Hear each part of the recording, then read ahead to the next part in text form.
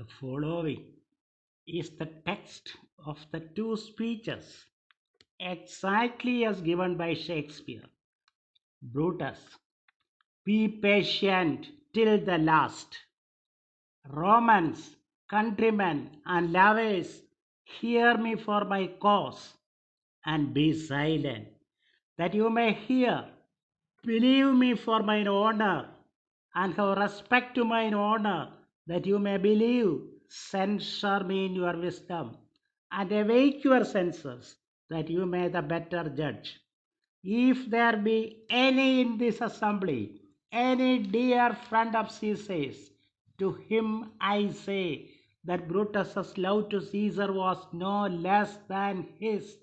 If then that friend demand why Brutus rose against Caesar, this is my answer. Not that I loved Caesar less, but that I loved Rome more. Had you rather Caesar were living and die all slaves, than that Caesar were dead to live all free men? As Caesar loved me, I weep for him. As he was fortunate, I rejoice at it. As he was valiant, I honor him. But as he was ambitious, I slew him. There is tears for his love, joy for his fortune, honor for his valor, and death for his ambition. Who is here so base that be a bondman? If any, speak, for him have I offended. Who is there so rude that would be a Roman? If any, speak, for him have I offended. Who is there so vile that will not love his country? If any, speak, for him have I offended. I pause for a reply. All. None, Brutus, none. Brutus. Then none have I offended. I have done no more to Caesar than you shall do to Brutus. The question of his death is enrolled in the Capitol, his glory not extenuated, wherein he was worthy, nor his offences enforced, for which he suffered death. Enter Mark Antony with Caesar's body. Here comes his body mourned by Mark Antony, who, though he had no hand in his death, shall receive the benefit of his day, a place in the commonwealth, as which of you shall not? With this I depart, that as I slew my best lover for the good of Rome, I have the same dagger for myself, when it shall please my country to need my death. All, live Brutus, live, live. First citizen, bring him with a triumph home and to his house. Second citizen, give him a statue with his ancestors. Third citizen, let him be Caesar. Fourth citizen, Caesar's better parts shall be crowned in Brutus. First citizen, we will bring him to his house with shouts and clamors. Brutus, my countrymen. Second citizen, peace, silence. Brutus speaks. First citizen, peace. Oh, Brutus, good countryman, let me depart alone. And for my sake, stay here with Antony. Do grace to Caesar's corpse, and grace his speech tending to Caesar's glories, which Mark Antony, by our permission, is allowed to make.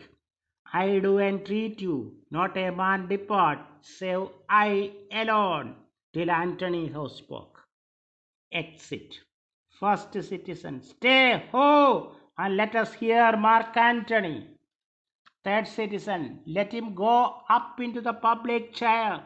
We will hear him. Noble Antony, go up. Antony, for Brutus' sake, I am beholding to you.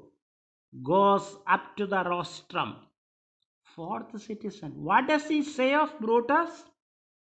Third citizen, he says, For Brutus's sake, he finds himself beholding to us all.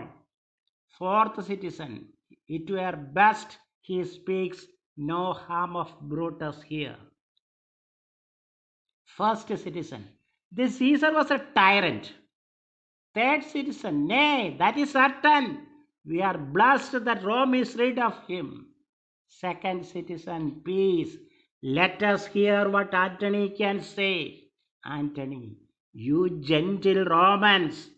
All, peace. Oh, let us hear him.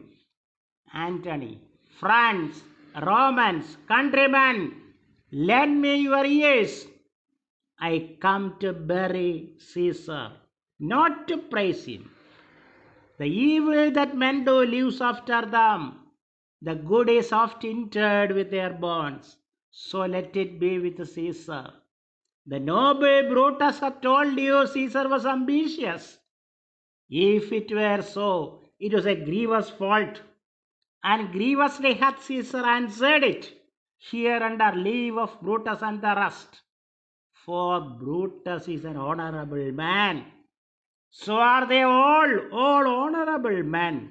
Come I to speak in Caesar's funeral. He was my friend, faithful and just to me, but Brutus says he was ambitious, and Brutus is an honorable man. He hath brought many captives home to Rome, whose ransoms did the general coffers fill. Did this in Caesar seem ambitious? When that the poor have cried, Caesar hath wept. Ambition should be made of sterner stuff. Yet Brutus says he was ambitious, and Brutus is an honorable man. You all did see that on the Lupercal. I thrice presented him a kingly crown, which he did thrice refuse. Was this ambition? Yet Brutus says he was ambitious, and sure he is an honorable man. I speak not to disprove what Brutus spoke, but here I am to speak what I do know. You all did love him once, not without cause. What cause withholds you then to mourn for him?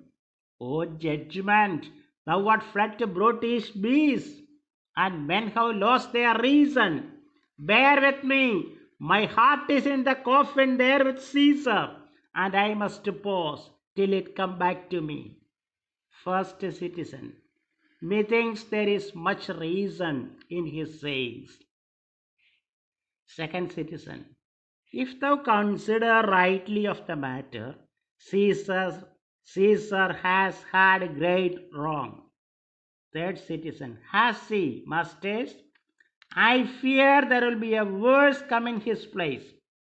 Fourth citizen, mark you his words. He would not take the crown. Therefore it is certain he was not ambitious. First citizen, if it be found so, some will dare abide it. Second citizen, poor soul, his eyes are red as fire with weeping. Third citizen, there is not a nobler man in Rome than Antony. Fourth citizen, now mark him, he begins again to speak. Antony, but yesterday the word of Caesar might have stood against the world. Now lies he there, and none so poor to do him reverence. O masters, if I were disposed to stir your hearts and minds to mutiny and rage, I should do Brutus wrong and Cassius wrong, who you all know are honorable men. I will not do them wrong. I rather choose to wrong the dead, to wrong myself and you, than I will wrong such honorable men. But here is a parchment with the seal of Caesar. I found it in his closet. It is his will. Let but the commons hear this testament, which, pardon me, I do not mean to read, and they would go and kiss dead Caesar's wounds, and dip their napkins in his sacred blood, Yea, beg a hair of him for memory, and dying, mention it within their wills, bequeathing it as a rich legacy unto their issue. Fourth citizen, we will hear the will. Read it, Mark Antony. All. The will. We will hear Caesar's will. Antony, how patience, gentle friends. I must not read it. It is not meet. You know how Caesar loved you.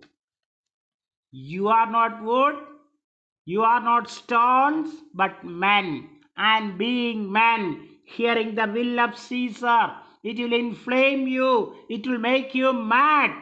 It is good you know not that you are his heirs. For if you should, oh, what would come of it? Fourth citizen, read the will. We will hear it, Antony. You shall read us the will, Caesar's will. Antony, will you be patient? Will you stay a while? I have overshot myself to tell you of it. I fear I wrong the honorable man whose daggers have stabbed Caesar. I do fear it. Fourth citizen, they were traitors, honorable men. All, the will, the testament. Second citizen, they were villains, murderers. The will, read the will. Antony, you will compel me then to read the will, then make a ring about the corpse of Caesar, and let me show you him that made the will. Shall I descend? And will you give me leave? All, come down. Second citizen, descend. Third citizen, you shall have leave. Antony comes down. Fourth citizen, a ring, stand round. First citizen, stand from the hearse, stand from the body. Second citizen, room for Antony, most noble Antony. Antony, nay, press not so upon me. Stand far off. All stand back. Room, bear back. Antony, if you have tears, prepare to shed them now. You all do know this mantle. I remember the first time ever Caesar put it on. It was on a summer's evening in his tent. That day he overcame the Nervi. Look, in this place ran Cassius's dagger through. See what a rent the envious Casca made. Through this the well-beloved Brutus stabbed, and as he plucked his cursed steel away, mark how the blood of Caesar followed it, and rushing out of doors, to be resolved if Brutus so unkindly knocked or no. For Brutus, as you know, was Caesar's angel. Judge, O you gods, how dearly Caesar loved him. This was the most unkindest cut of all. For when the noble Caesar saw him starve, ingratitude, more strong than traitors' arms, quite vanquished him. Then burst his mighty heart, and in his mantle, muffling up his face, even at the base of Pompey's statue, which all the while ran blood, great Caesar fell. Oh, what a fall was there, my countrymen! Then I and you and all of us fell down, whilst bloody treason flourished over us. Oh, now you weep, and I perceive you feel the dint of pity. These are gracious drops, kind souls. What? Weep you when you but behold our Caesar's vesture wounded. Look you here. Here is himself marred, as you see with the traitors. First citizen, oh piteous spectacle. Second citizen, oh noble Caesar, Third citizen, oh, woeful day. Fourth citizen, oh, traitors, villains. First citizen, oh, most bloody sight. Second citizen, we will be revenged.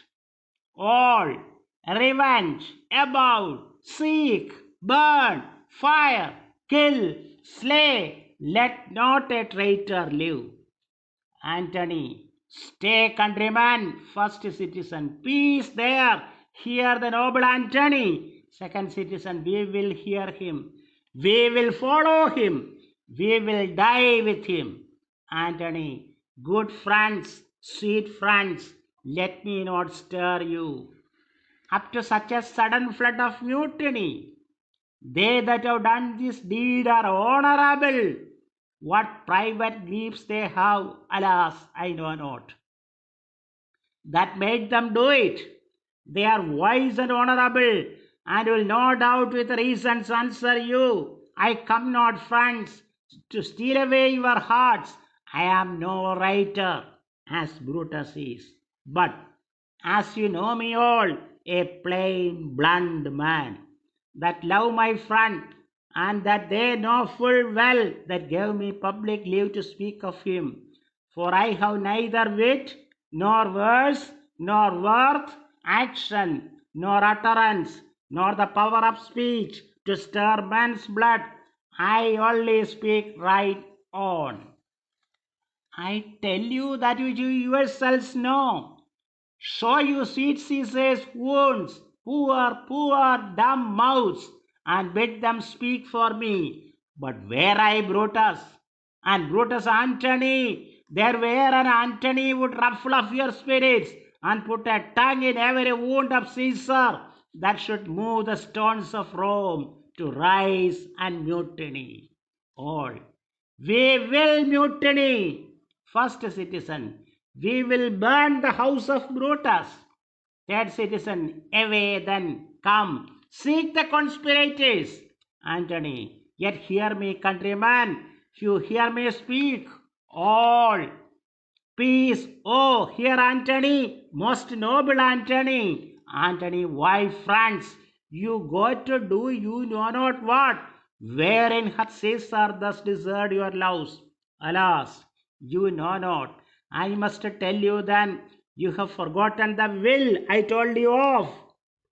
Almost true, the will. Let us stay and hear the will. Antony, here is the will.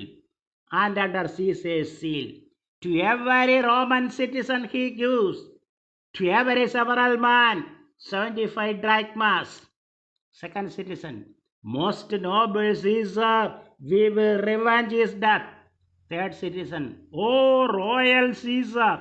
Antony, hear me with patience. All, peace, oh, Antony. Moreover, he hath left you all his works, his private arbits, and new planted orchards on this side Tiber. He hath left them you unto your heirs forever, common pleasures to walk abroad and recreate yourselves. Here was a Caesar, when comes such another? First citizen, never, never, come, away, away. We will burn his body in the holy place, and with the brands fire the traitors' houses. Take up the body. Second citizen, go fetch fire. Third citizen, pluck down benches. Fourth citizen, pluck down forms, windows, anything. Exeunt citizens with the body. Antony, now let it work. Mischief, thou art afoot. Take thou what course thou wilt. A comparison and a contrast of these two speeches have been going on with heated animation among lovers of Shakespearean literature across the globe. Brutus primarily appeals to the reason and logic of the Roman populace, a man of lofty ideals who always upheld republicanism and democracy. Brutus expects such sublime standards from the mob also. This is where he blundered. The cold and calculating Cassius would never have made such a misjudgment. At the end of the short but crispy speech of his, Brutus wins over the audience completely to himself. His outright declaration, not that I loved Caesar less, but that I loved Rome more, appeals to their intellect. Then comes the speech of Mark Antony. He is a shrewd, calculated, and resourceful politician, well versed in histrionics. He knows well that the crowd he is facing is totally on the side of Brutus. Knowing well that he is dealing with an inflammable crowd, he begins with caution, stating that he has no desire to praise Caesar. Slowly, he shifts to the question of Caesar's alleged ambition and quotes instances which show that Caesar was not ambitious. His repeated reference that Brutus is an honorable man gradually clinches into the heads of people that he is meaning just the opposite. Thus, Antony completely wins over the crowd, both for himself and also for Caesar. In Act 3, Scene 3, we see a typical instance of how the rioting and rampaging mob behaves. They come across Cinna, the poet. The moment they hear that his name is Cinna, they question him with an intention of tearing him to pieces. Cinna's plea that he is Cinna the poet and not Cinna the conspirator, and that he is a well-wisher of Caesar, only falls on deaf ears, and he is murdered then and there. In Act 4, Scene 1, we see Antony, Octavius, and Lepidus forming an alliance. Act 4, Scene 2 depicts that some big distancing has happened between Brutus and Cassius, who are stationed now at Sardis, far away from Rome. Cassius feels that although he considers Brutus like a brother, he is wronged by him. Act 4, Scene 3 is laid within the tent of Brutus. Here Brutus and Cassius sit together to thrash out their differences. After all is said and done, both find out that the whole misunderstanding is born out of some communication lapses. Brutus confesses that he might have spoken harsh words, all because he was carrying a heavy heart, owing to the sudden death of his wife, Portia. Brutus describes the situation thus: impatient of my absence, and grief that young Octavius and Mark Antony have made themselves so strong. For with her death the tidings came. With this she fell distraught, and her attendants absent swallowed fire and died so. This moves Cassius too much. All discords are thereby buried deep. At this time, they receive news that Antony and Octavius are coming down upon them with a mighty power, bending their expedition towards Philippi. They are immensely shocked by the further news that Antony, Octavius, and Lepidus have put to death 100 senators. Cassius suggests that it is not advisable to march to Philippi and confront the enemy there. Better wait for the enemies to seek them. Once again, Cassius's proposal is turned down, and Brutus speaks thus: "There is a tide in the affairs of men, which, taken at the flood, leads on to fortune. Omitted, all the voyage of their life is bound in shallows and in miseries. On such a full sea are we now afloat, and we must take the current when it serves or lose our ventures. All issues being resolved, they part, and Brutus goes to sleep.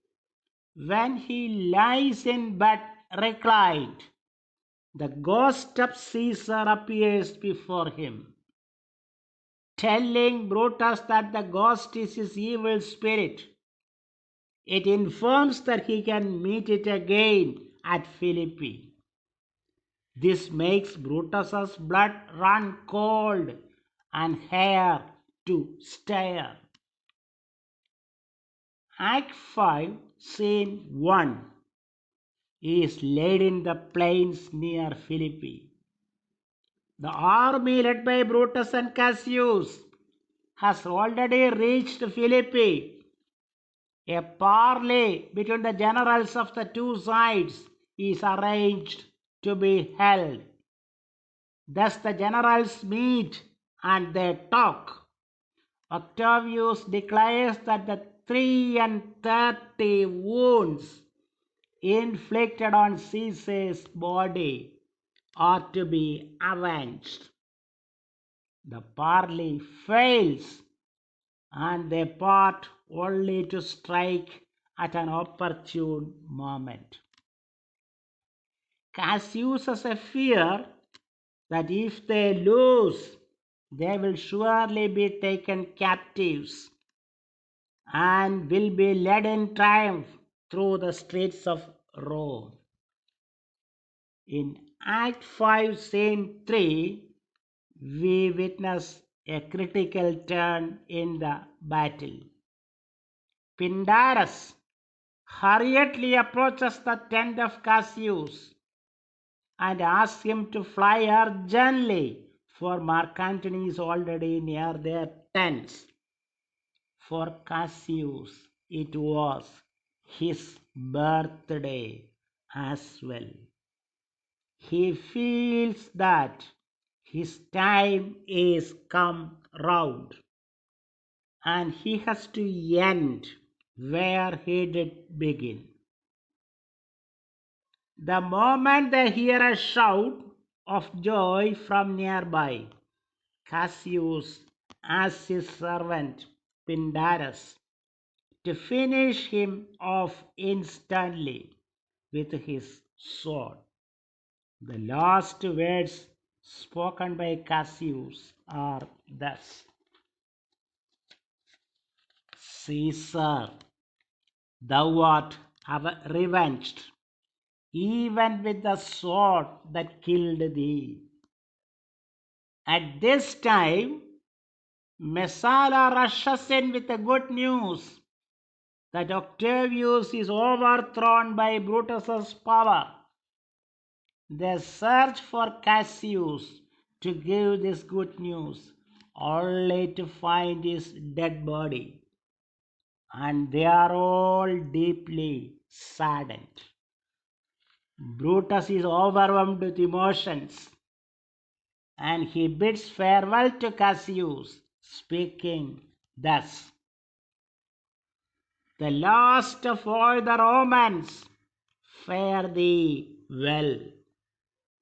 It is impossible that ever Rome should breed thy fellow. Though Octavius is overthrown by Brutus, the army on his side is very thin because most of his soldiers have already been killed." Act 5, Scene 5 is the concluding one. Enter Brutus, Dardanius, Cletus, Strato, and Volumnius. They are all war-weary, devoid of all hope. Brutus speaks to the remaining colleagues of his. The words are thus: "Why this, Volumnius?